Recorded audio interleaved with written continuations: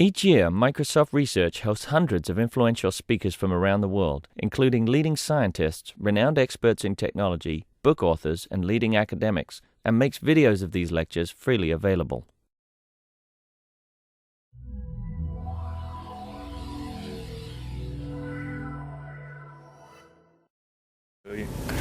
So thank you for coming so early, and thank those who are watching on the online from their desk.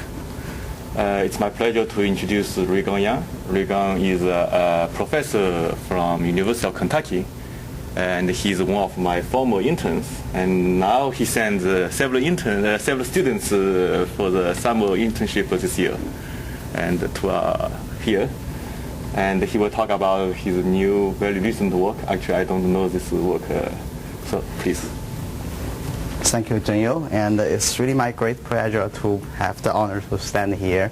And thank you very much for coming to my talk. It's very early, and so I will try to present my research results with more visuals and equations, and hopefully this will keep you all awake.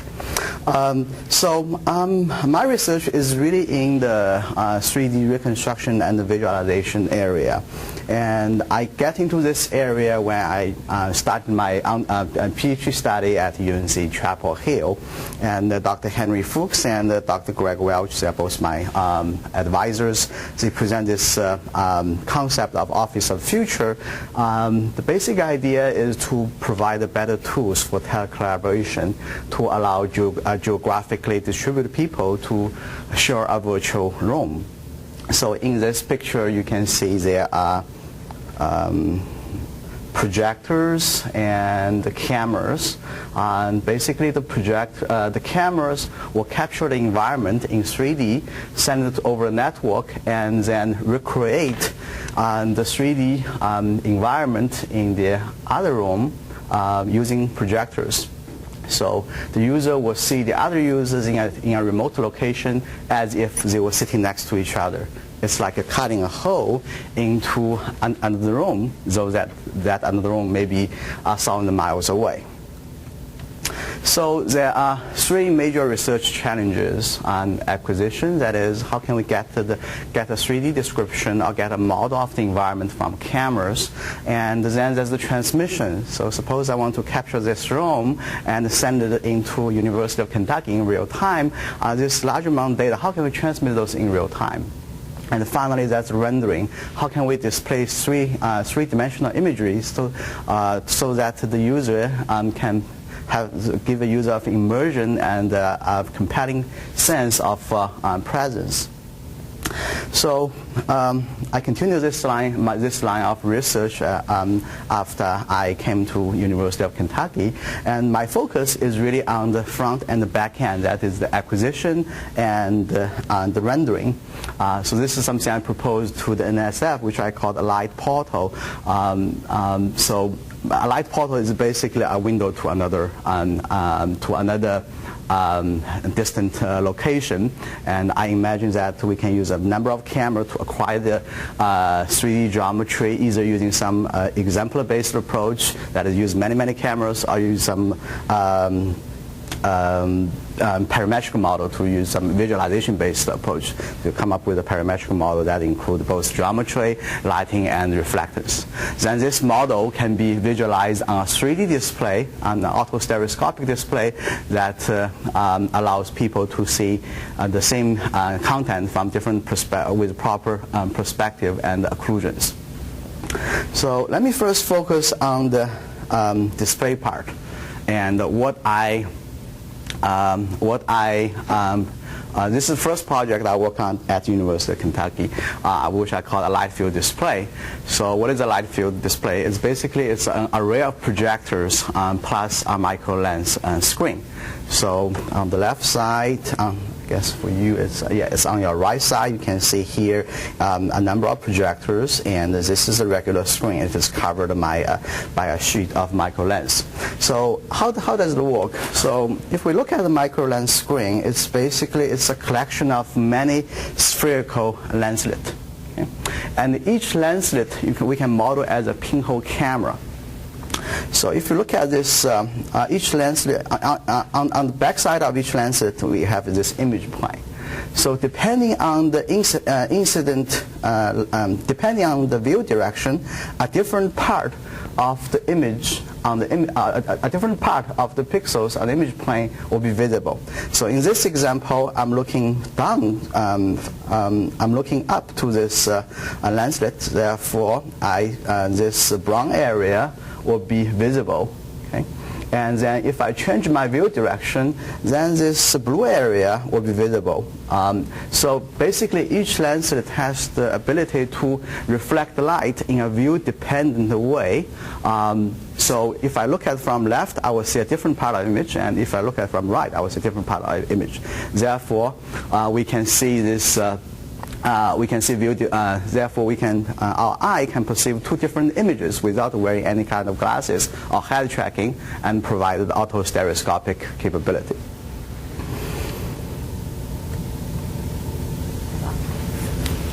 So this principle of light field, this microlens screen, actually the principle behind this has been invented about over 100 years ago. It is sometimes also called interval photograph.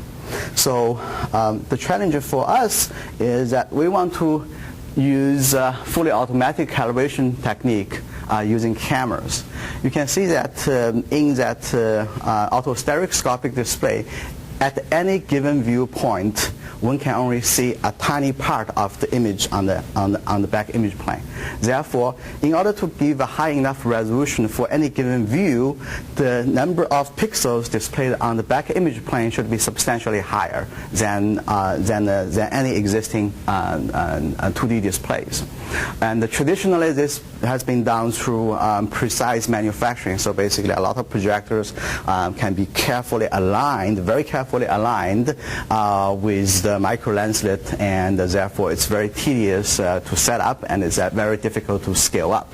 So what we want to do is we want to use a number of projectors and casually aligned, and use computer vision techniques to figure out the relationship between those components. Basically, they are the frame buffer images, and then the screen images, and then the light field formation, and finally we use a camera to sample the light field. And we basically want to use computer vision techniques to calibrate all of them. And it turned out that the first two parts, the first calibration task, that is from frame buffer image to the screen, has been well studied. There are a number of camera-based calibration techniques for tiled or immersive displays. I was also involved in some of those research. So this 2D to 2D mapping has been done. The difficult part is actually the mapping from the screen image to the microlenslet. So we tried a number of methods. We tried to use a non-parametric approach. Basically, we sampled the light field from different locations and tried to come up with a lookup table. And this turned out to be very slow and very inaccurate. So this is the method that we finally settled on. It's a parametric approach. So basically, we model each lenslet as a pinhole camera. And so it has a number of parameters: field of view, center of projection, and optical center. One way to calibrate this is that we can apply traditional camera calibration technique to find those numbers. Basically, we can treat each lenslet as a single pinhole camera and calibrate each one of them. And in my display, I have about 160 times 120, so over 30,000 lenslets. So that means that's 30,000 of small cameras have calibrated. It's turned out to be very tedious. So we make some simplifications. The first simplification, we basically assume that the field of view and the center of projections are very precise. We basically get those numbers from the manufacturer's spec sheet. And so what we basically need to find out is what's the optical center, or what's the optical center on the image plane. So we take advantage of this property. So if we shine the lenslet with a directional light, with a parallel light, that is orthogonal to the image plane, then by definition, those light will be focused on the optical center. Okay? That's basically by definition. And so what we do is basically we put the light very far away from the screen, from the microlens screen, and then put the camera in there behind, and then from this camera image, so this is basically the camera image, we see that this light source will be focused into the optical center. So we basically use some simple blob detection algorithm to find out, okay, where is the bright spot, where is the optical center is. Therefore, the entire screen can be calibrated within a single image.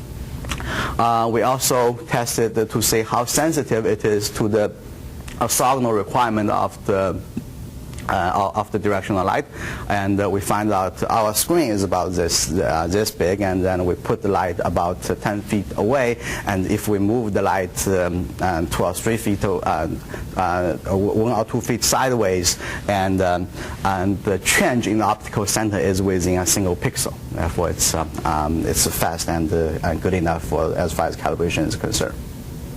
Okay, so. The next task we have to solve is that we have to basically generate the image we want to display for such a light for our light field display.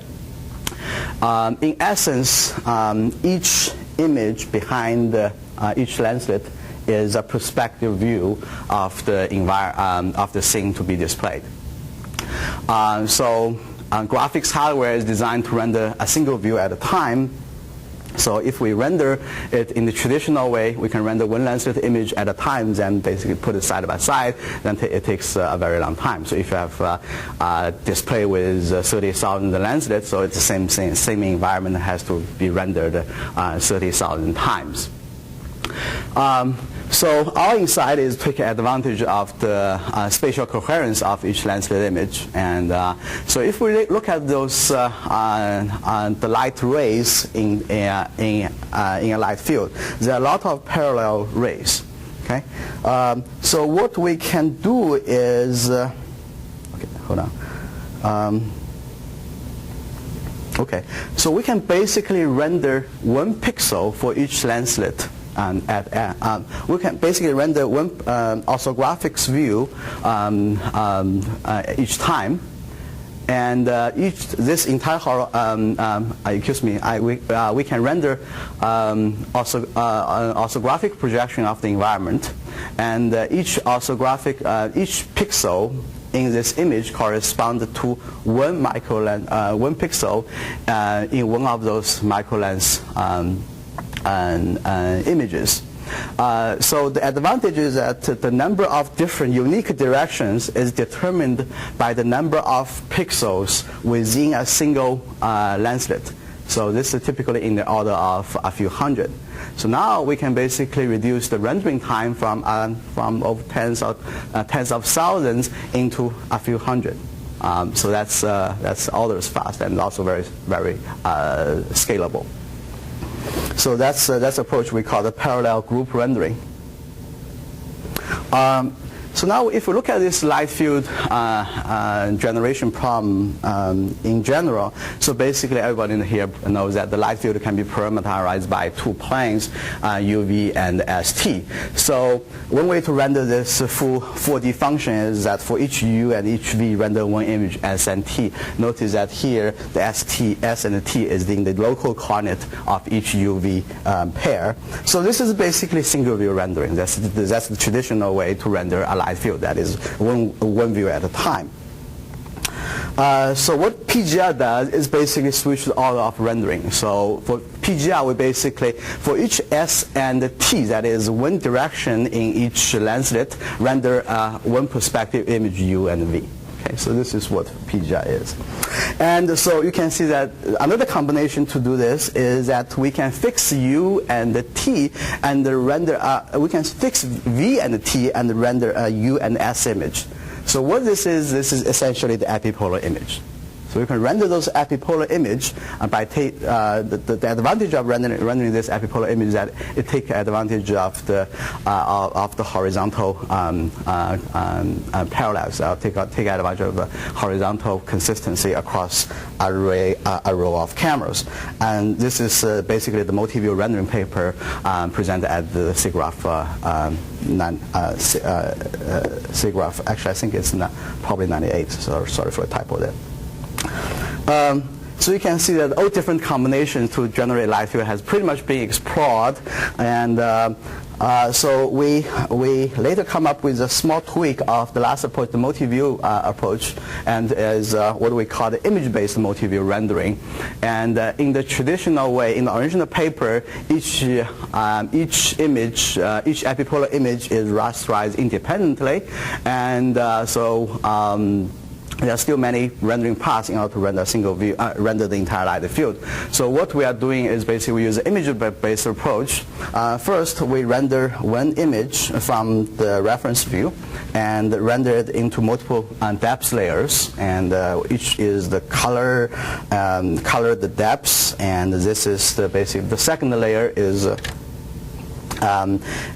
basically the color image. Is the color image and the second nearest fragment. So it's very similar to the depth layer image representation. And once we have those images, we can basically warp those images to draw the epipolar. So now we basically, from this image, we can generate an image like this. This is the epipolar image. This is a very simple rasterization, process. And the reason we need to have multiple depth layers is primarily to deal with the fact that to deal with the disocclusions as the viewpoint change from one end to another end.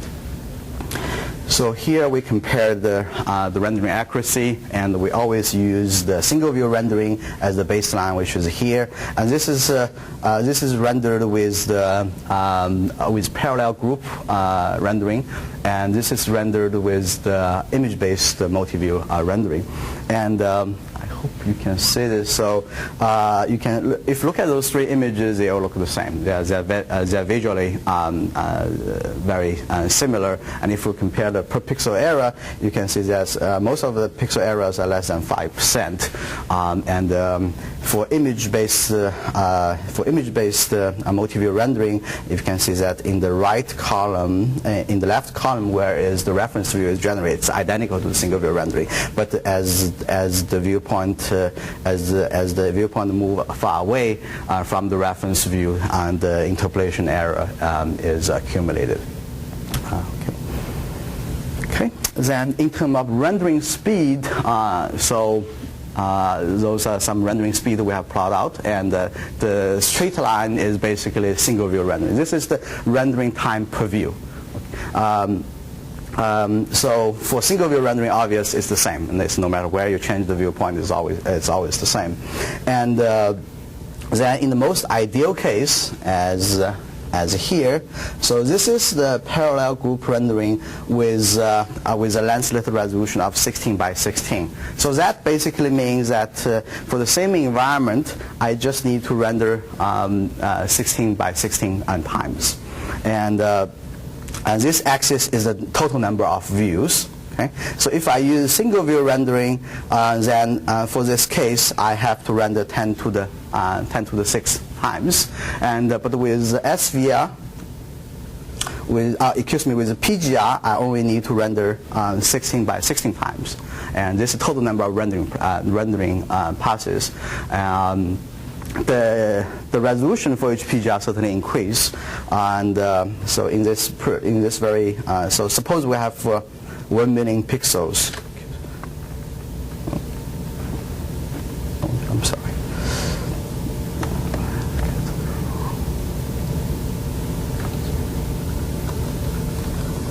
I hope your slide capture program is robust enough to capture those my operational mistakes.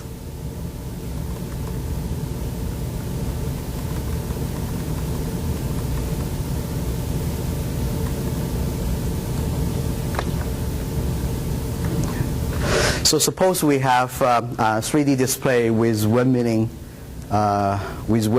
lenslet. So this is the resolution one can see at a given time. And so let's say 1 million pixels, and with 256 distinctive view. And in this case, if we use SVR, if we use PGR, it can provide very over 4 orders of performance increase. That's quite substantial. And the other thing I want to say is that so PGR's performance decrease as the resolution for each view increases, and in that case, the image-based multi-view rendering approach is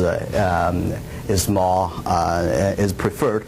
And just like any image-based approach, this is independent of more or less independent of the scene geometry. So this is the advantage of this image-based approach. Okay. So let me show some results, and this is the setup we have in our lab.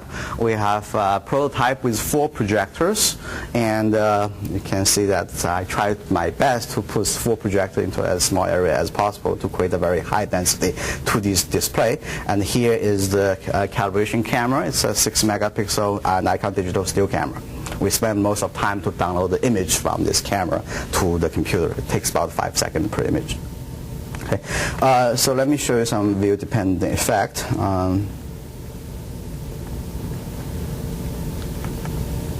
Okay.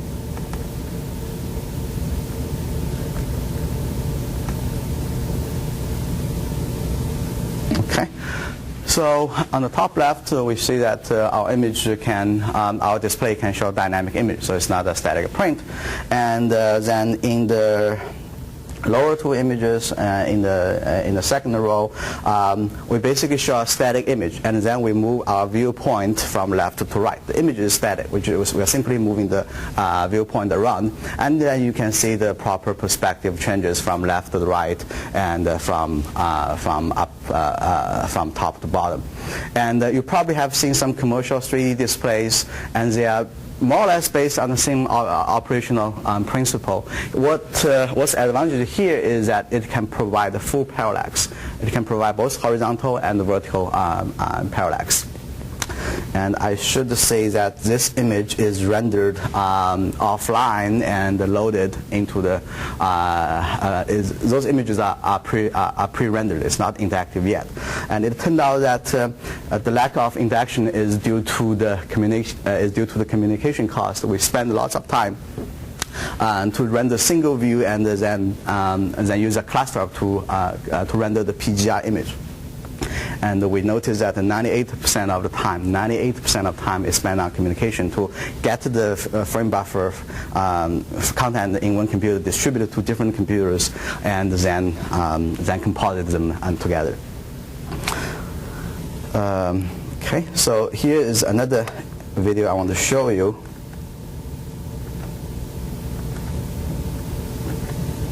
So let me first explain what this video is.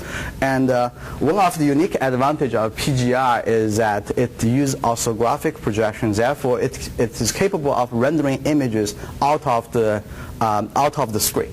Okay? And to demonstrate this capability, we put an object in front of a real object in front of the screen, and so this is basically the real object. It's about 2.5 millimeters. It's about 2.5 centimeter in front of the in front of screen, and then we register 2 virtual objects, and one red ball and one green ball. The red ball is supposed to be 2.5 centimeter out of screen, and therefore it is supposed to be registered with the real object. And the virtual ball, the green ball, is inside is inside the screen. So let me show you how it looks.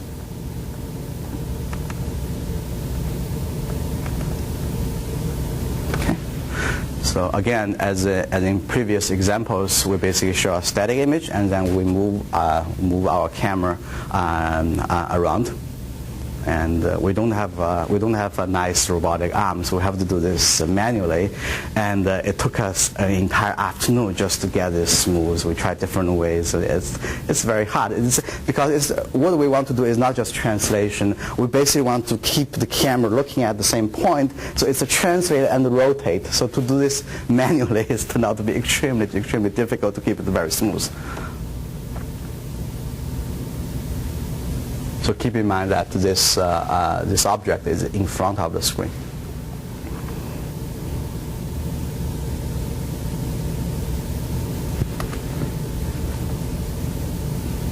Okay. So as I described that previously, that what I really want to do is to have an interactive 3D display. That is a 3D display that the people that the user can change its content dynamically.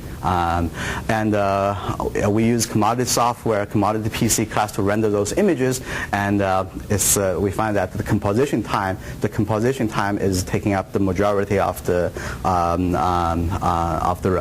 rendering process. Therefore, we are in the middle of building this piece of hardware. This is essentially a very fancy compositor, and so it uses DVI input, and then there's FPGA, and there's also large memory bank. So the memory bank basically stores a lookup table. So I can route any DVI input pixels into anywhere into the output, and also perform the regular composition operations such as blending, depth compression, and so on and so forth. And so why do I need to do this? Because I look at all the commodity compositors, they can only do block by block transfer. And in order to composite the image for my light field display, I have to be able to composite on a pixel by pixel basis. And so this is version 1. And this is version 2, and hopefully we're still working on it, but I hope to be able to provide a live demonstration of this functional composite in the ProCam workshop in about a month. So this has 4 HDMI input and 4 HDMI output with 256 megabytes of RAM, and this FPGA is running at 200 megahertz, and it can sustain update rate of 30 frames per second with a resolution of 1024 times 768 for each one of those inputs, with arbitrary user-defined routing table. Yes. Late. So is your display more like a regular display or a stereo display? It's a regular display covered with microlens screen, and the microlens screen is basically each lens is a view-dependent pixel. So it reflects the light based on where you're looking at. It reflects light in a view-dependent. So one people can look at the screen at the same time. They will see different things. Yes, exactly. Great, thanks. Okay. Another advantage of this unit is that it's designed to be scalable. So if I put multiple of those units into a network, then I can really have a very large composition network. In this example, it can composite 16 in and 16 out with arbitrary routing. So I could imagine that this can be used for immersive displays or multi-projector displays. I think this is probably more relevant. Okay, so far I've talked about my research effort on the rendering front. Is there any question? Okay, so now let's talk about the much more difficult, in my view, much more difficult problem in this light portal application scenario is basically the acquisition. Okay. So the first approach is to use, since we have a light field display, so okay, let's also do light field acquisition. So this is actually joint work done with Hua Ming here, and so maybe you can take the next 15 minutes. I'm just kidding. Okay, so in traditional light field rendering, it's we have this ST and UV function, and it can be extended over time. In a traditional way of rendering, is basically all the cameras has to be synchronized. For most cases, all the camera has to be synchronized, and so the exploration in the space domain is continuous, but it's not continuous in the time domain. So I can only see an image at delta or 2 delta. I cannot see an image at a 1.5 delta. Okay, so you may think, okay, if I have a high enough frame rate, this might be good enough, and it is not. So suppose you have a 60 hertz video camera, excuse me, you have a 30 hertz video camera, and the resolution is 640 by 480, and the subject is at maybe 2 or 3 feet away and doing regular and hand waving motions. In this case, actually the pixel delta, the optical flow between 2 consecutive frames, can be as big as 20 pixels. So let me just show you.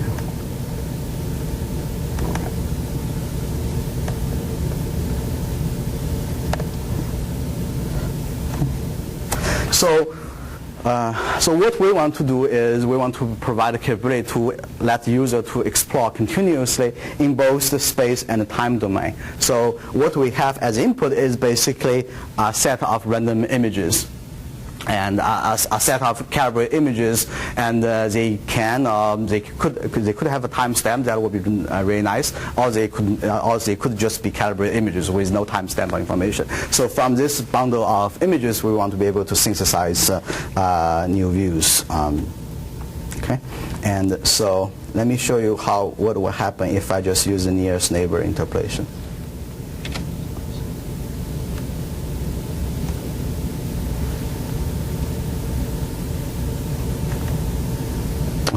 So this just uses the nearest neighbor interpolation in the temporal domain. So you can see that even the user is doing some very simple hand waving, and you can see that it's clearly out of sync. Okay.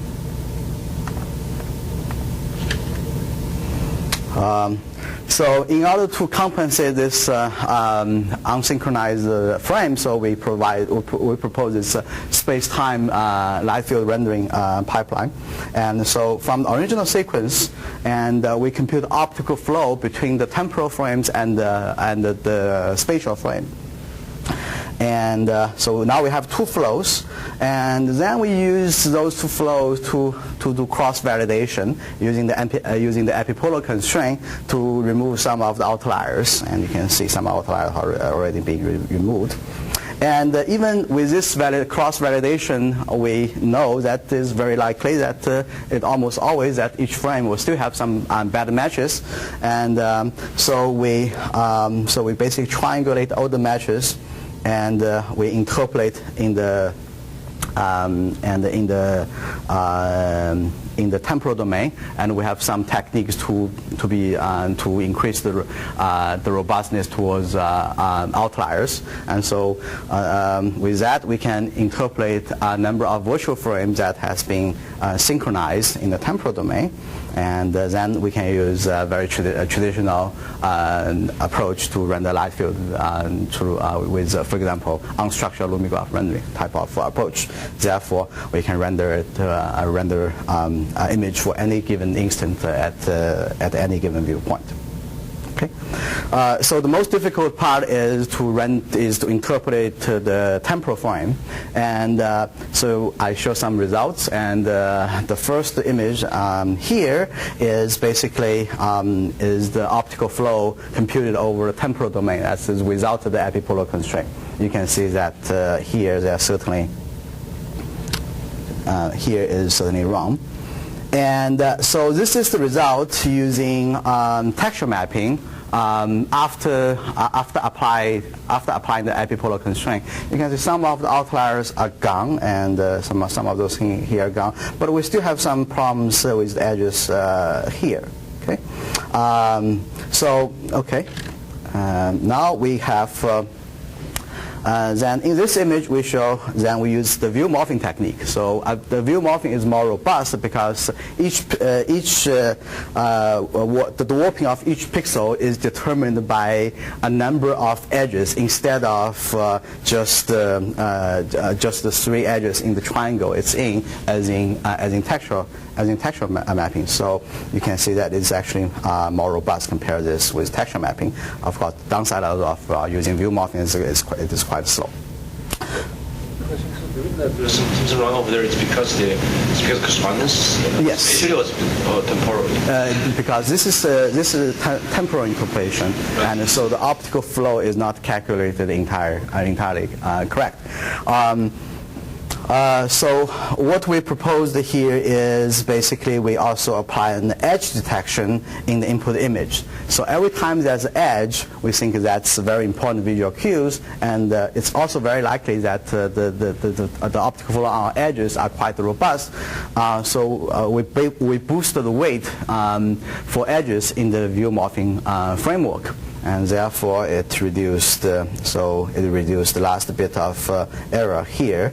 As you can see, some of the pixels here are not entirely correct here, and with our edge boosting technique, it is improved. Okay. So now let me show you some video.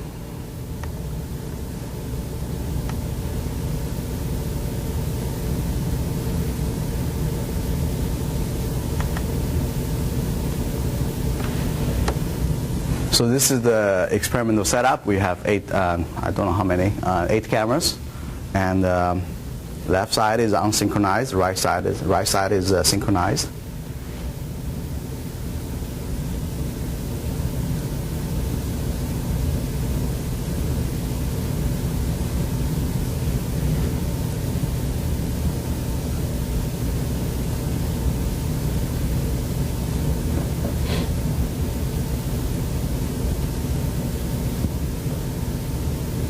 So you see there's some color changes. It is because my limited resource is of the 8 cameras, 3 of them are black and white, and the rest of 3 are color.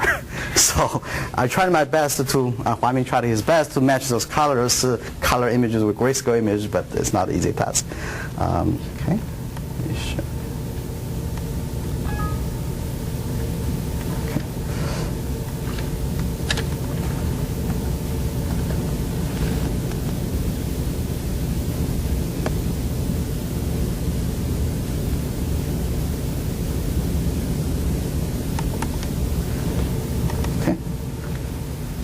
So because we have this temporal correspondence, so we can actually visualize the trajectory, and this is actually done by another fellow sitting here, Ming Shen. This is your work, and you certainly know that. So we try to visualize the trajectory of the object over time, and so again on your left side is unsynchronized, on the right side is our synchronized version. You can see that the other side is jumpy and jumpy around, and the other side is our method is produce much smooth result.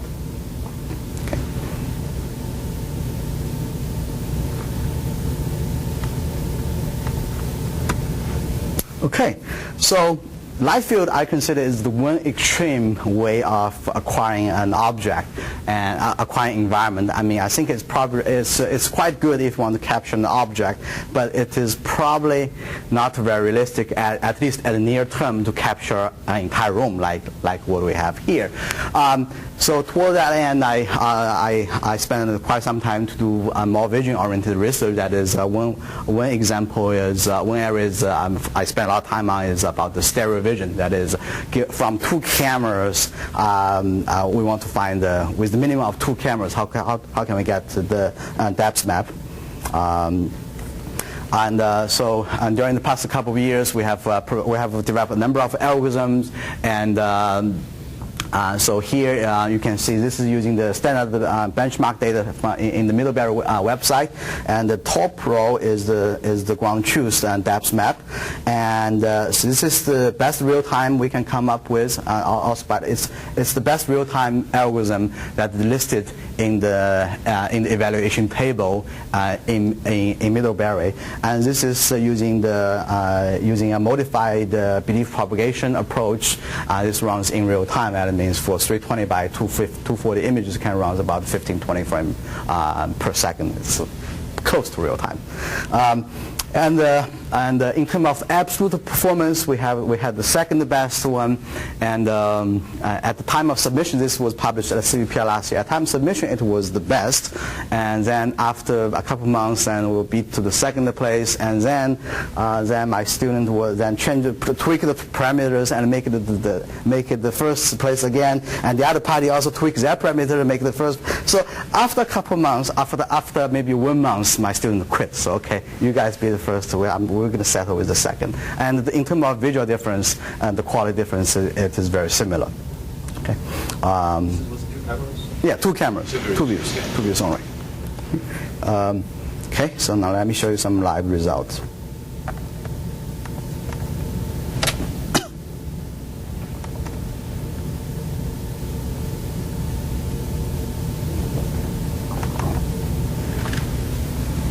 Okay, so this is a live result. 2 cameras, and just like any stereo demo, we have to make the background the texture. So we put a very well textured object in behind. This is running an old card of GeForce 7800 or something like that. So I think with the newer card, it can probably run twice as fast. And the full. Some of the operations are done by the car? Yes, almost all the operations are done on the card. We have some issues with synchronization, so some of the motions are quite small. Okay. So in collaboration with Mark Qualife and David Nister, who also going to be here, I guess is already here. We also have this. So we also work on this UrbanScape project.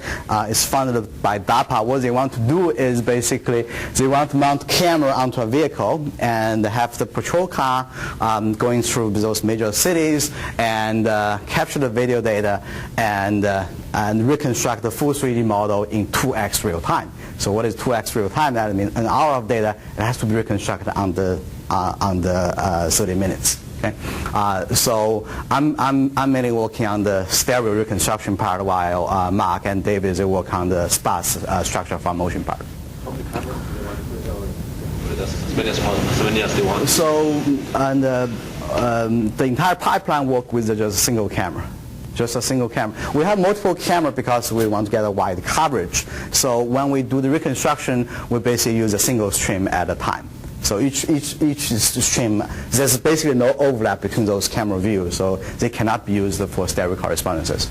And so in this image, you can see that they were doing this in DC, and so they were basically driving these cars around very slowly in some of those office buildings, and then they get pulled in by the security guard, asking, "Hey, what are you guys doing there?" Why don't they use multiple cameras, like 2 or 3 cameras, like stereo cameras, so that makes life easier? It is because of the stubbornness of Mark Qualife. And he insists it has to be a single camera. And I definitely suggest why not go with 2 cameras? It's not that difficult. He said, no, we have to do with a single camera. And later we were contacted by a CIA agent that they want us to do something, I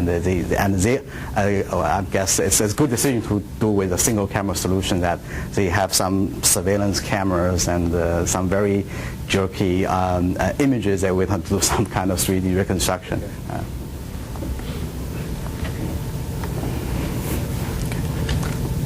So let me show you some of the results we have. Okay. As universities, we're on the cheap side. We use unlicensed version. I mean, it's a shareware. We didn't pay the fee. I guess that's not a good thing to say at Microsoft.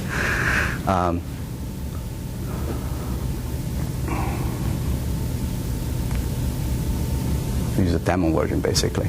So you can see if there's good textures, the result provides some good result. I mean, the pure vision-based approach can provide some some decent depth estimation. And there's certainly a lot of problems, and it's certainly not up to any computer graphics standard. And so I'm very interested in, given this raw data set, is there any way to improve the result, probably by through multiple sensor fusions, maybe combined with a digital elevation map, things like that. There's certainly lots of whole filling we have to do. So it's right now this is my ongoing project, is how to make this look better.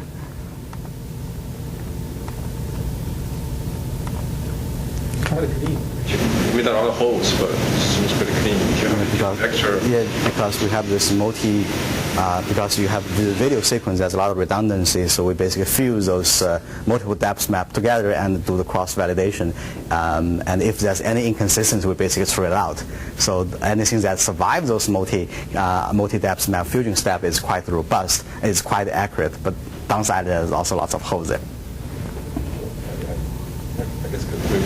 So if it goes to too much detail, I don't have the answer. So I wonder if you do like two consecutive views, third construction from two views, consecutive views. No, for this we actually use multi-view. We actually use a window of I believe it's currently it's changeable.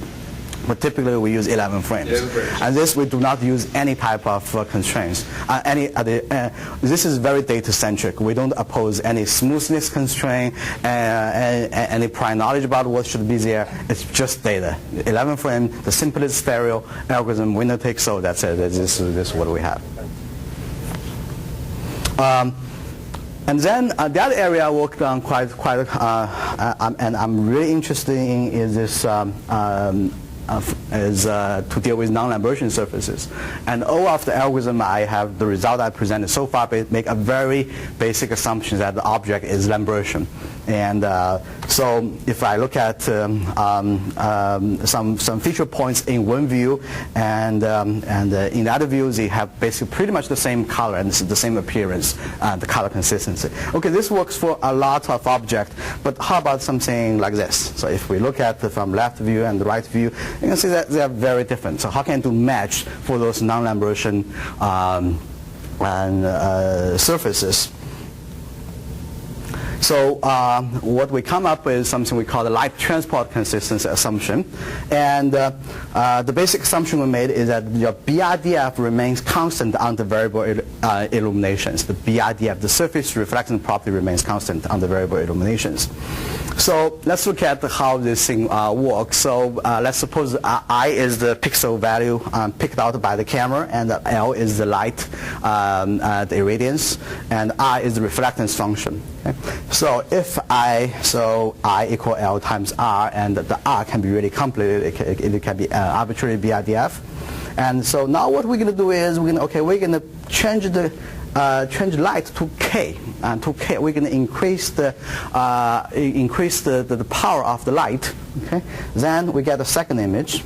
So the second image, I equal to K times L times R, and then if we compute the ratio, we basically get this K, and this K is regardless of surface BRDF. Okay, so no matter where I put my camera, this K always the same, and therefore this established a way to do stereo matching between two views. And then in our paper, we also extend this idea a little bit further to deal with multiple lighting conditions and using some kind of factorization approach. And this is presented at ICCV 2005. Okay, so you can see the difference.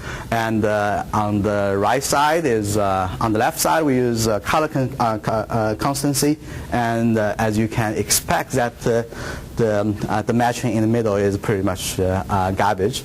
And then when we use our light transport constants, we can get a much better visual reconstruction. Okay. And in this example, I show you some very non-Lambertian object. It's a tree, and you can see that quite some specular highlight there, and our stereo result can generate some decent result, stereo algorithm. So K is view independent? Yeah, K is view independent. View independent. Okay. Did I say view dependent? So basically you say K is view independent. K is view independent. K is view independent. Okay. Because the only thing varies is the intensity of the light bulb. But for different position of lights, you have different Ks. Yeah, so what we have to do in this case is that for different positions we have to have different Ks. So we can basically put a random pattern or something. In our experiment we actually did something very simple. We basically use a flashlight. And this flashlight has lots of high frequency variations, and we basically rotate the flashlight. So we basically keep the position of the light the same, but the intensity varies on a per pixel basis. So that's how you sort of calibrate the K. No, there's no need for calibration. We basically just need to wave not the wave, but basically rotate the light. Or if we have a projector, then we can just project random pattern on top of it. Okay. Similar idea can be applied in a different way. Is that so you can see that this ratio concept is very powerful. It cancels out the surface reflectance, and now let's look at a slightly different property. Is basically the inverse square law. So if I have a point light source and the irradiance drop as the inverse of the square distance. Okay, so everybody here knows that. And so if we take an image, of our textured environment, you can see that the brightness actually is already a measure of its distance.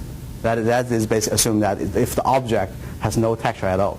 If the object has no texture at all, you can see here that obviously this is closer and this is further away. Okay, so now the issue is how can we apply this to something with arbitrary BIDF or something with textures using the same under the same principle. Okay, so what we need to do is we actually need to have two light sources. Okay, so here's how we think. Here's our setup. So we have a plane. And in a plane, there's a tiny pinhole, okay? And in the first illumination condition, we put the light source here, okay? And then in the second illumination condition, we move the light onto the second lighting plane, and then translate the light along this plane. And because of this pinhole, any light ray has to go through this principal point. This single point. And therefore, if we look at any point on the surface, and the only thing that changes is the distance, okay? Because the camera is fixed, okay? And the object is static. And so between the image we take when the light is here, and between the image we take when the light is here, the only thing change is the distance. Is the distance between the object and between the object and the illumination source. Okay, so if we compute the ratio between those two, and it's actually with some derivation, and the ratio is directly related to the distance, to the delta distance between those two light positions, this delta R. Okay, so this we can actually calculate the object distance on a per pixel basis for arbitrary BIDF or surface reflectance functions. And what we can make a further approximation that okay, if the object is far away and relatively small, and then we can basically approximate the T prime's position with T. Okay, we make a single approximation, and that means instead of having to move the light source on this plane, we can basically take two images, compute the ratio, and find out the depths. Okay, and this is some result, and this is done by a student sitting right here, Miao. Look like everybody I talk about is already here. So this is the on the right is one image, and this is the 3D model we have reconstructed. And again, here's another data set, and you can see that some non-Lambert diffuse surfaces, non-Lambert surfaces, and our method is able to reconstruct it successfully. And I also want to show you this face model. Okay.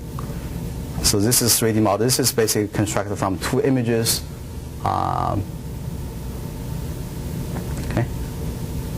So I say the result is close to laser scan. Okay. And more recently, we just submitted a paper to ICCV. I hope it can get in. So this is our setup. So now we can do this in real time. So what we have here is basically two LEDs, one LED here and another LED here. So those are the two light sources. And we have a camera. We have a camera here. And so those two lights are synchronized with this camera. This camera is running at 60 hertz.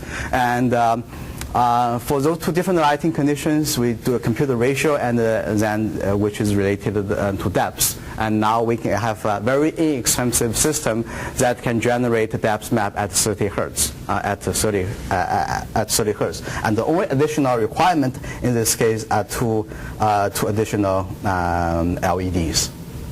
They're very strong point light source. Okay, now let me show you some video.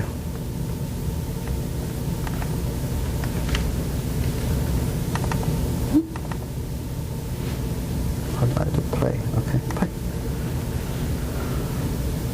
Okay.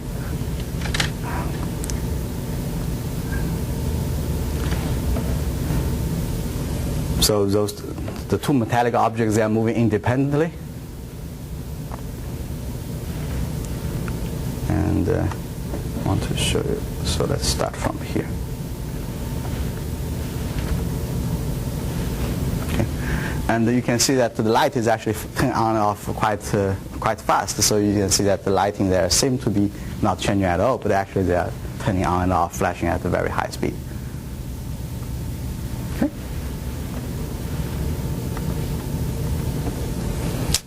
I think an hour. I think that will conclude my talk. And is there any questions? Thank you. Thank you for coming here. Thank you. We were seeing in the last demo, so it steps from the two different lights. So the constructed images kind of looks very good, very clean. Wonder if you assume that surface is kind of smooth, you have to. We apply a relatively large filter, 11 by 11 or 13 by 13 filter, in order to clean up the image a little bit better. And the reason is that the image, since we're computing the ratio, so it's quite sensitive to image noise. And if a static object, we can take maybe 10 images and do the average and get rid of the noise. And but here we try to do real time. So unless we have an extremely high frame rate camera, we cannot do the average. For the image, it's much noisier. And we have some approach. Maybe use some global optimization approach. We use it, and it does not improve the result substantially. It turned out that applying some kind of smoothing improved the result visually. So I know it's kind of a bit of hack. And but this is something we're still working on. So the room has to be very dark. Yeah, right now it's very good, very important point. Right now we cannot deal with ambient light, and we believe we should be able to by consider this ambient term and maybe throwing another image. So if you have three images, the ambient term can probably be removed.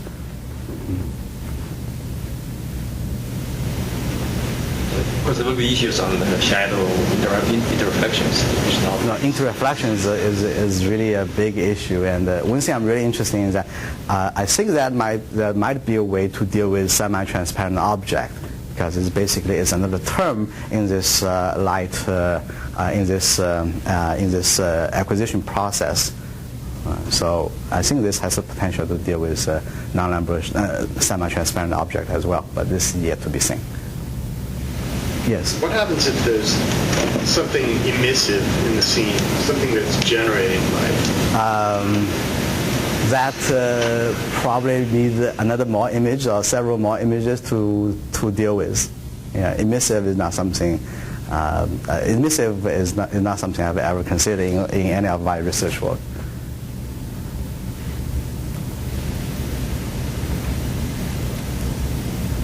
Okay, thank you again. Thank you for coming. It's my pleasure.